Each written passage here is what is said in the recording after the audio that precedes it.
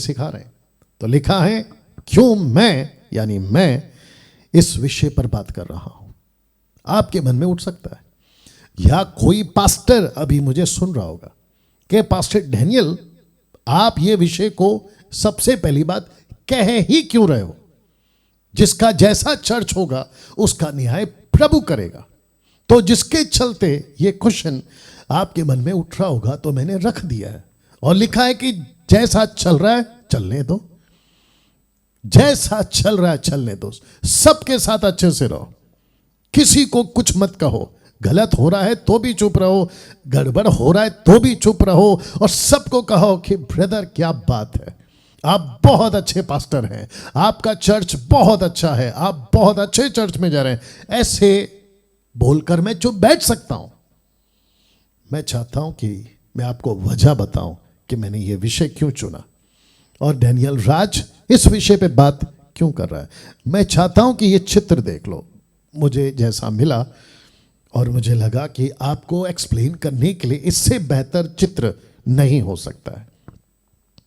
ये ऐसे भेड़िए हैं जो भेड़ों को, शीप्स को, मेमनों को नोच नोच कर खाना चाहते हैं। ये ऐसे भेड़िए हैं। अब इन भेड़ों का जिक्र या ऐसी बातों का जिक्र यीशु ने कहां किया था और जिसके चलते मैं मजबूर हो गया कि आपको 7 तरह की कलीसियाओं से बचे रहना है, उससे दूर रहो। इस विषय पे मैं बात करने के लिए मजबूर हो गया। ये वचन the book of John chapter 10 verse 12 and 13, यूहन्ना की किताब उसका 10वां अध्याय वचन 12 और 13। बाहर जाके देखो आवाज आ रहा है क्या, टोटल सीढ़ी तक, लिफ्ट तक। आइए पढ़ते हैं। लिखा है मजदूर जो ना चरवा है और ना भेड़ों का मालिक है, एक ऐसा चरवा जिसको सैलरी पे रखा है, जिसको कहते हैं कि तुमको दिन के 100 रुपए मिलेंगे, हैसियत के मुताबिक, मालिक के मुताबिक, भेड़ बकरी को चराने के मुताबिक, उसके हिसाब से तुमको 100, 200, 500, 1000 जो भी तुम्हारी आमदनी रखी जाएगी या ठहराई जाएगी उसके मुताबिक तुमको भेड़ बकरी चराना है। तो लिखा है कि मजदूर जो पैसे लेता है वो मजदूर ना चरवा है ना भेड़ों का मालिक है। ऐसा मजदूर लिखा है भेड़िए को आते हुए देख, या ये वाला चित्र लिखा है भेड़िए को आते हुए देख, भेड़ों को छोड़कर भाग जाता है। भाग जाता है। क्यों भाग जाता है? क्योंकि उसको अपनी जान की चिंता है, उसको भेड़ों की चिंता नहीं है, उसको अपनी जान की चिंता है। और भेड़िया उन्हें पकड़ता, किसको? भेड़ों को पकड़ता तितर बितर कर देता है। वचन 3 माफ करे 13, वह इसलिए भाग जाता है। कौन? मजदूर। मालिक नहीं भागेगा, चरवा नहीं भागेगा, लेकिन जो पैसे का चरवा है, जो पैसे का पास्टर है, जो पैसे का बाइबल टीचर है, जो पैसे का प्रॉफिट है, जो पैसे का सेवक है, वो भागेगा। और लिखा है वो इसलिए भाग जाता है क्योंकि उसको भेड़ों की चिंता नहीं है। यह वचन ने मुझे मजबूर किया कि मैं 7 बातों को और 7 कलीसियाओं को एक्सपोज करूं, उनकी टीचिंग को एक्सपोज करूं, उनकी बातों को आपके बीच में रखूं और आपको भेड़ियों से बचाऊं ना। लिखा है चिंता नहीं है। एक व्यक्ति है परमेश्वर का दास जिसको हम पौलुस से जानते हैं या पौलुस कहकर जानते हैं। 2 कुरिन्थियों 11 अध्याय वचन 28, 2 Corinthians chapter 11 verse 28 लिखा है और बातों को छोड़कर जिनका वर्णन मैं नहीं करता। इसका मतलब बहुत सारी और बातें हैं जिसको वो अपनी 14 किताबों में लिख चुका है। कहता है सब कलीसियाओं की चिंता प्रतिदिन मुझे दबाती है। दूसरे शब्दों में मुझे तकलीफ देती है, मुझे चैन से रहने नहीं देती। क्यों? क्योंकि मैं मजदूर नहीं हूं। पौलुस कहता है मैं चरवा हूं, मैं भेड़ों का मालिक तो नहीं हूं क्योंकि मालिक परमेश्वर है, लेकिन कम से कम मैं यीशु की भेड़ों का जवाबदेही हूं। जानते हो क्या लिखा है? इसी पौलुस ने प्रेरितों की किताब उसके 20 के 28 में, एक्ट चैप्टर 20 वर्स 28 में कहता है अपनी और अपने झुंड की चौकसी करो जिसे पवित्र आत्मा ने तुम्हें अध्यक्ष ठहराया है कि तुम परमेश्वर की कलीसिया की रखवाली करो, जिसे उसने अपने लहू से मोल लिया है। यीशु की कलीसिया महाराष्ट्र में, यीशु की कलीसिया रांची झारखंड गोवा में, यीशु की कलीसिया केपी यूपी एमपी में, यीशु की कलीसिया 29 राज्यों में और विश्व में। वो कलीसिया किसी पास्टर की जागीर नहीं है, बल्कि वो यीशु की लहू से, यीशु के लहू से खरीदा हुआ उसका झुंड है, कलीसिया है। यह आपको एहसास होना चाहिए। कुछ संस्था कहते हैं हम तो 40 साल से 50 साल से यहां तंबू गाड़ के बैठे हैं, हम जो कहेंगे वो पत्थर की लकीर है। जी नहीं, आपको पवित्र आत्मा ने अध्यक्ष बनाया और कलीसिया की जवाबदेही, रिस्पॉन्सिबिलिटी आपको कंधे पे डालिए, ताकि आप अपनी मर्जी से नहीं, यीशु की मर्जी से कलीसिया को चलाएं।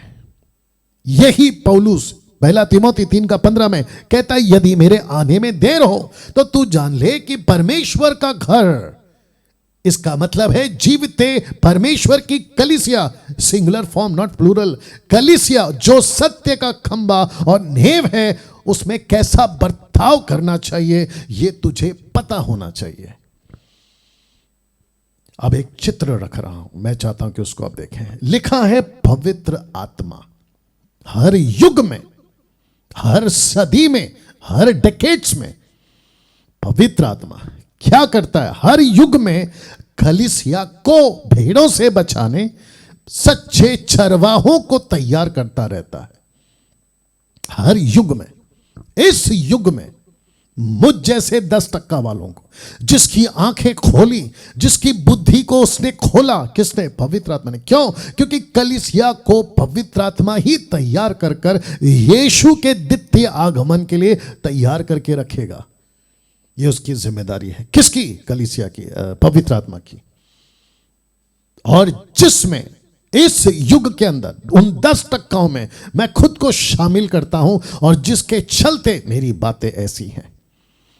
कुछ लोग या कुछ preachers, teachers, pastors, evangelist and worshippers मुझे पसंद नहीं करते। क्यों? क्योंकि मेरी बातें उनसे मैच नहीं करती, और मुझे भी पसंद नहीं है क्योंकि उनकी बातें मुझसे और पवित्र आत्मा से मैच नहीं करती।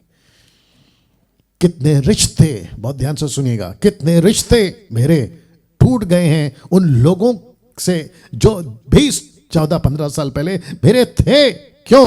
क्योंकि मुझे पता चला कि भेड़ियों से भेड़ों को बचाना है। मैंने कहा कि नहीं, मैं कॉम्प्रोमाइज नहीं कर सकता, मैं इस क्षेत्र में समझौता नहीं कर सकता। आप समझ रहे हैं? कुछ कॉल्स आते हैं। अभी बीच में मुझे इलाहाबाद से कॉल आया था, कोई मेनलाइन चर्च है, मुझसे पूछा आपका नवंबर का डेट चाहिए। मैंने उनसे साफ कहा मैं आने के लिए तैयार हूं, लेकिन एक ही शर्त पर, मुझे प्रचार करते वक्त या कहते वक्त मुझे किसी प्रकार की पाबंदी नहीं चाहिए। मैं अपनी मर्जी से प्रचार नहीं करूंगा, मैं वही प्रचार करूंगा जो पवित्र बाइबल कहती है, यानी यीशु कहता है, वचन कहता है, मैं वही प्रचार करूंगा। यह साफ कहा मैंने, और ऐसा बोलने का दम मैं चाहता हूं कि हर प्रचारक करे। और जिसके चलते वो जो 10% प्रीचर्स है, मैं उनको भी बताना चाहता हूं, किसी प्रकार का कोई कॉम्प्रोमाइज नहीं करना। यीशु का पुलपिट, यीशु की कलीसिया और वो जगह जहां तुम बाइबल लेकर प्रचार करते हो, वो जगह आपकी नहीं है, उसको पवित्र आत्मा ने तुमको तैयार करके भेजा हुआ होता है। और अगर वहां तुम कॉम्प्रोमाइज कर गए तो बहुत बड़ा हिसाब देना होगा। और जब पौलुस ने कहा कि मुझे प्रतिदिन कलीसियाओं की चिंता सताती है, और यही वजह है कि मैं खुद भी, मुझे भारत की कलीसियाएं मैं जब देखता हूं, मैंने रखा है जिसके चलते मैं मजबूर हो गया ये कहने के लिए कि आजकल कलीसियाओं में तमाशे बहुत हो रहे हैं। मैं मजबूर हो गया। क्यों? डैनियल राज जी, आप ऐसे बातें क्यों करते हैं? इतना सख्त स्टेटमेंट आप क्यों देते हैं? चिंता के चलते, चिंता के चलते, कलीसियाओं की चिंता के चलते, कि कुछ भी ठीक नहीं हो रहा है कलीसियाओं में। जब आप 7 तरह की कलीसियाओं की बातों को सुनेंगे, या दोस्तों, अभी तक कैसा लग रहा है? कमेंट्स में टाइप करते जाएं, बताते जाएं। मैं साथ ही साथ उन लोगों से भी बात करूंगा जो मुझे पसंद नहीं करते, कोई दिक्कत नहीं। आज नहीं तो कल यीशु पवित्र आत्मा आपकी आंख खोलेगा, तब तुम्हें समझ आएगा, तब तुम्हें समझ आएगा। यीशु के पीछे लोग तुरंत नहीं चले थे, पतरस के पीछे लोग तुरंत नहीं चले थे, पौलुस के पीछे लोग तुरंत नहीं चले थे। और वैसे ही आज भी यीशु की तरह बात करने वाले, पतरस पौलुस की तरह बात करने वालों के पीछे वो लोग भी जल्दी से नहीं चलेंगे। ये बात तो तय है और मैंने ये गांठ बांध के रखी है, मुझे भी पता है। You understand? पौलुस कहता है, पहले तो मैं ऐसा था तुम्हारे लिए कि तुम अपनी आंख तक निकाल के दे देते, लेकिन अब सच कहने के चलते क्या हो गया? मैं तुम्हारा बैरी हो गया। तो जिसके चलते, क्योंकि मुझे भी कलीसियाओं की चिंता है, अपने महाराष्ट्र की चिंता है, क्योंकि मैं यहां पे रहता हूं। यीशु की कलीसिया, अभी बीच में मैं न्यूज में देख रहा था कि कोई पिक्चर है, हॉलीवुड टॉलीवुड, माफ करना, टॉलीवुड और बॉलीवुड वालों ने मिलके बनाई है, उसका नाम याद नहीं आ रहा है। उसमें कोई एक्टर है, प्रभा बोलकर, उन्होंने कुछ अंश या कुछ दृश्य ऐसा बनाया। न्यूज वाले कहते हैं कि जो हिंदू समाज है, कुछ ग्रुप्स हैं हिंदू समाज के, उनको चोट पहुंची, उनको लगा ये जो डायरेक्टर है ये हमारे किताब के बाहर है, उनकी जो किताबें हैं उसके बाहर है, इतिहास से छेड़छाड़ की गई है, उनके जो भी वो ईश्वर को मानते, भगवान को मानते, उसके मुताबिक ये पिक्चर नहीं है, कॉन्ट्रडिक्ट कर रहा है। विरोध किया, न्यूज में चल रहा है ये चीज। मुझे तकलीफ होती है तब जब मैं देखता हूं कि कलीसिया के अंदर सोशल मीडिया पे, फेसबुक के ऊपर, यूट्यूब के ऊपर, फिजिकल वर्चुअल में आप लोग पुलपिट पे खड़े होकर ऐसा ऐसा स्टेटमेंट देते हैं और ऐसी ऐसी हरकतें करते हैं जो बाइबल से मैच नहीं करती। तो तब जाकर मैं मजबूर हुआ ये सख्त शब्द बोलने में। आजकल कलीसियाओं में तमाशे बहुत हो रहे हैं, कुछ तमाशे हालांकि बहुत हैं। वर्शिप कॉन्सर्ट, मुझसे बेहतर कौन जान सकता है ये चीज को, जो खुद 20 साल वर्शिप करता हुआ, कुछ 10 से 12 एल्बम्स बनाकर, तभी बिकती थी सीडियां या ऑडियो कैसेट।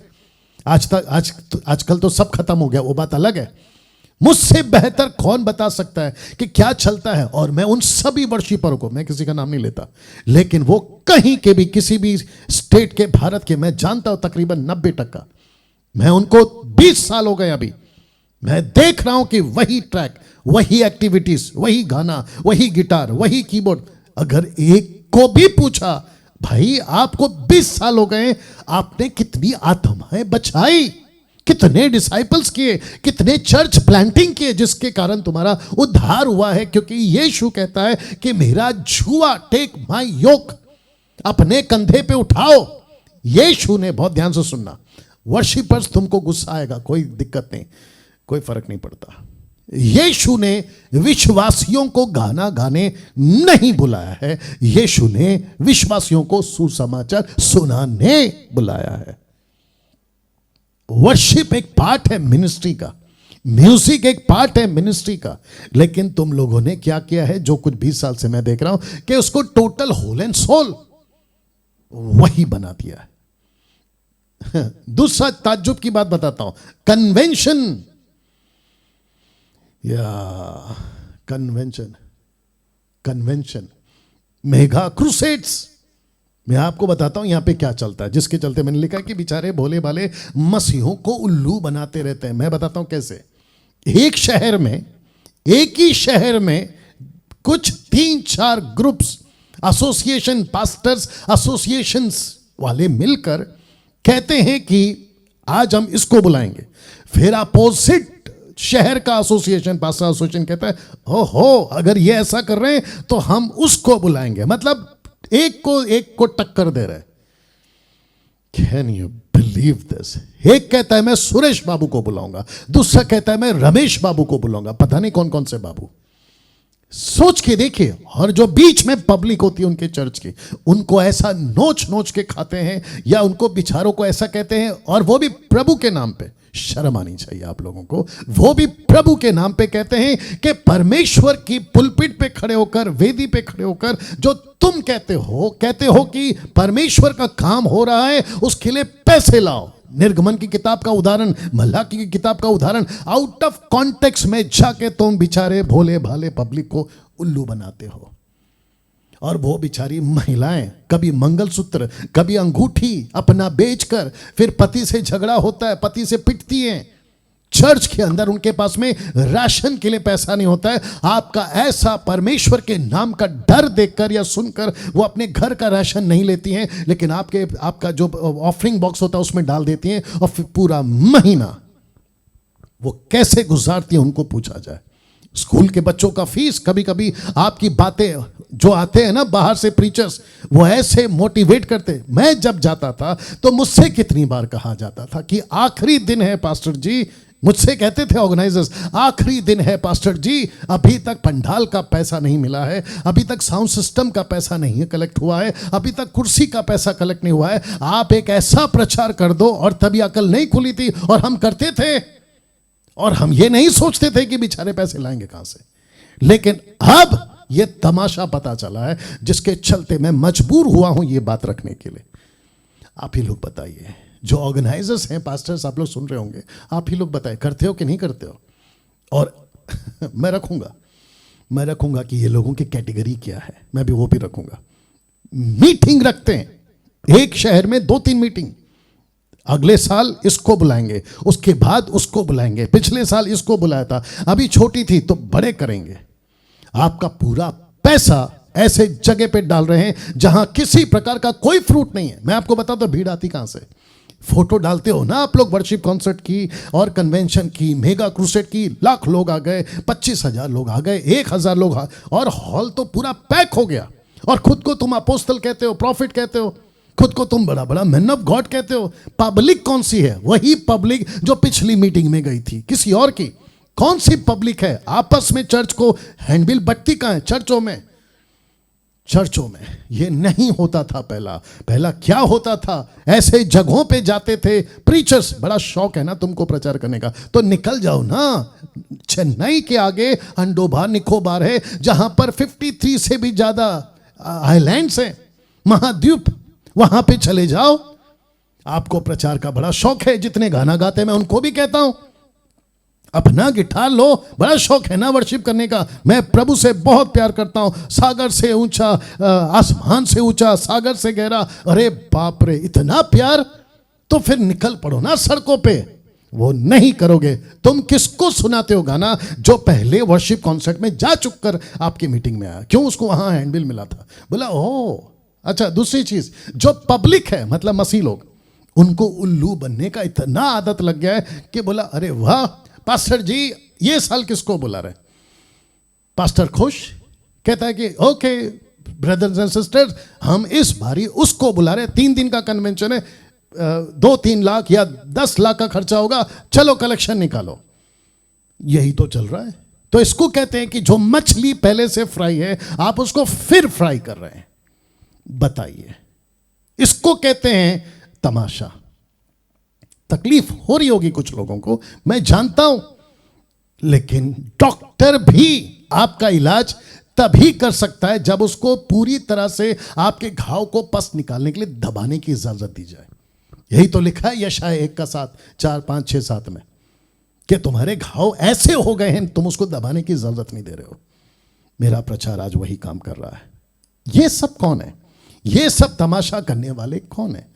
इस कैटेगरी में आते हैं। कौन सी कैटेगरी? नंबर 1 अंधा अगुआ की कैटेगरी, अधूरे ज्ञान का अगुआ का कैटेगरी, और ये चुपके से घुस आया हुआ अगुआ। ये टोटल 3 कैटेगरी में आते हैं ये लोग। अब बताइए, खुद अंधा है वो पास्टर, अपोस्टल, प्रॉफिट, जो भी उसका नाम होगा, बिशप, रेवरेंड, जो भी है, वो खुद अंधा है, दूसरे को क्या रास्ता दिखाएगा? अधूरे ज्ञान के सेवक, मैं कितने लोगों को जानता हूं अपने ही शहर से और अपने ही स्टेट से, देखा देखी करते हैं। देखा देखी, बोला ये ऑर्गेनाइजर बन गया है, मैं भी बनूंगा। ये प्रीचर बन गया है, मैं भी बनूंगा। ये पास्टर बन गया है, मैं भी बनूंगा। ये वर्शिपर बन गया है, तो मैं भी बनूंगा। अरे भाई देखा देखी क्यों? जब ये हो रहा है तो मैंने इस 3 कैटेगरी में आप लोगों की गिनती डाली। अंधा अगुआ, अधूरे ज्ञान का अगुआ और चुपके से घुस आया हुआ अगुआ। आपको पता होगा, इसकी वीडियो यूट्यूब पे मैंने डाली है। एक पास्टर को कलीसिया में वही करना होगा जो बाइबल कहती है।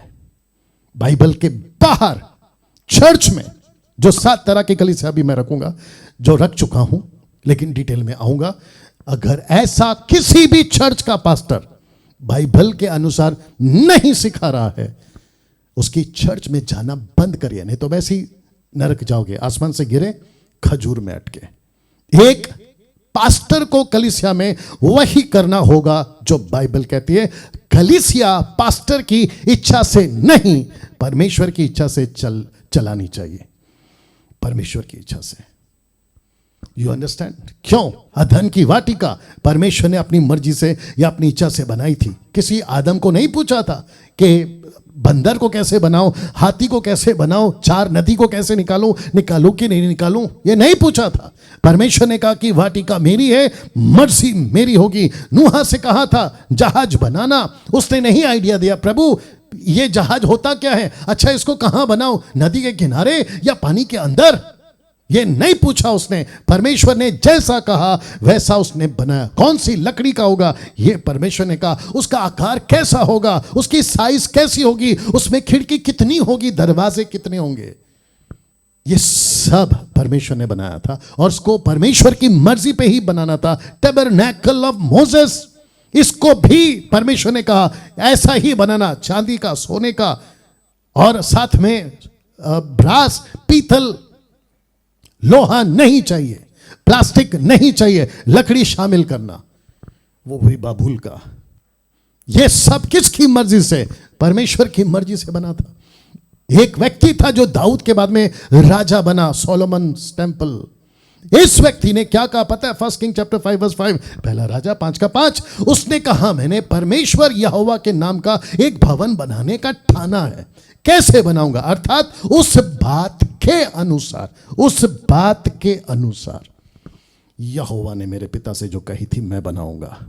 मतलब टेंपल कैसा होगा, भवन कैसा होगा, भवन कैसा होगा ये मैं तय नहीं करूंगा, सुलेमान कहता है, ये परमेश्वर तय करेगा। तो मेरा क्वेश्चन है आप लोगों से, आज आपका चर्च की, आपका जो चर्च है वो कैसे चल रहा है और किसकी मर्जी से चल रहा है? तो जिसके चलते ये 7 बात